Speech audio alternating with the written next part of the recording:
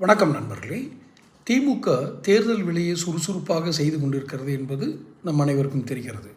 மேடைதோறும் அந்த திமுகவினுடைய தலைவர், தமிழக முதல்வர் ஸ்டாலின் முழக்கங்களை எழுப்பி கொண்டிருக்கிறார். அந்த முழக்கங்களில் உண்மையான பொருளர்த்தம் கிடையாது.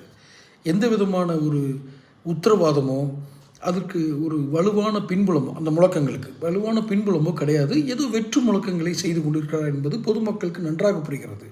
இது திமுக மீது எனக்கு இருக்கும் வெறுப்பை காட்டுவதற்காக இதை நான் சொல்லவில்லை. உண்மையிலேயே அதில் இல்லை. அந்த முழக்கங்களில் எந்த விதமான ஈர்ப்பும் இல்லை. அது ஒரு பக்கம்.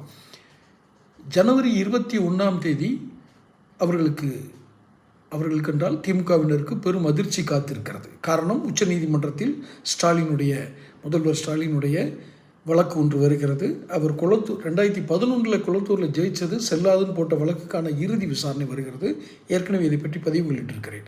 இந்த விசாரணையில் ஸ்டாலினுக்கு சாதகமாக பதில் வருவதற்கோ அந்த சாதகமான தீர்ப்பு கிடைப்பதற்கோ வாய்ப்புகள் இல்லை என்பதுதான் டெல்லி வட்டாரங்கள் கூறுவது. அப்படி இவருக்கு பாதகமான, ஸ்டாலினுக்கு பாதகமான எதிரான தீர்ப்பு வந்தால் எப்படி சமாளிக்க போகிறாங்க? ஒரு விஷயம் வருது இல்லை. அப்போ எலெக்ஷனில் எப்படியாவது அடுத்தது யார்? உதயநிதினு அவங்க நினச்சிட்ருக்கிறாங்க. ஆனால் அதற்கு தயாராக மற்றவர்களும் இருக்கிறார்கள். மற்றவர்கள் என்றால் சகோதரி தயாராக இருக்கிறார். அது ஒரு பக்கம். இன்னொரு பக்கம், இவரை அடுத்த தேர்தலில் போட்டியிட முடியாத அளவிற்கு ஒரு தீர்ப்பு வருகிறது என்றால், அடுத்து இந்த தேர்தலில் வேலை செய்வதற்கு தயாராக இருக்கும், செலவழிக்க தயாராக இருக்கும் 2 சீனியர் அமைச்சர்களை முடக்குகிறார்கள்.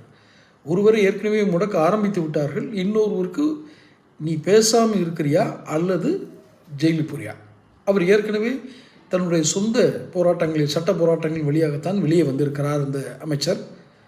யார் இந்த சீனியர் அமைச்சர்கள் 2 பேர் அப்படிங்கிறது வெளிப்படையாகவே உங்களுக்கு தெரிய ஆரம்பிச்சிடும். இப்போ பேர் சொன்னால் ஒன்றும் இல்லை, இப்போவே தெரியும். சீனியரில் 2 பேர். துரைமுருகன் இல்லை, முதல்ல இல்லாத சொல்லிடுவோம். துரைமுருகன் கிடையாது. அது இப்போது ஒருத்தருக்கு ரெய்டு ஆரம்பித்தாச்சு. பகிரங்கமாக ரெய்டு நடக்கிற எல்லாத்துக்கும் தெரியுது. அந்த துறை சம்மந்தப்பட்ட, அந்த அமைச்சர் சம்மந்தப்பட்ட எல்லா இடங்களிலும் ரெய்டு நடக்கிறது. நிச்சயம் அவருக்கு இருக்கிற ஒரே சாய்ஸ் என்ன? திமுகவுக்கு ஆதரவாக செய்கிற வேலைகளை நிறுத்தணும், செலவழிக்கக்கூடாது. இந்த 2 நீங்கள் என்ன சொன்னாலும் நான் கேட்குறேன் அப்படிங்கிற நிலைமைக்கு அந்த 2 அமைச்சர்களும் வந்துட்டாங்க. யார் அந்த 2 அமைச்சர்கள்? தொடர்ந்து அடுத்தடுத்த பதிவுகளை சொல்கிறேன்.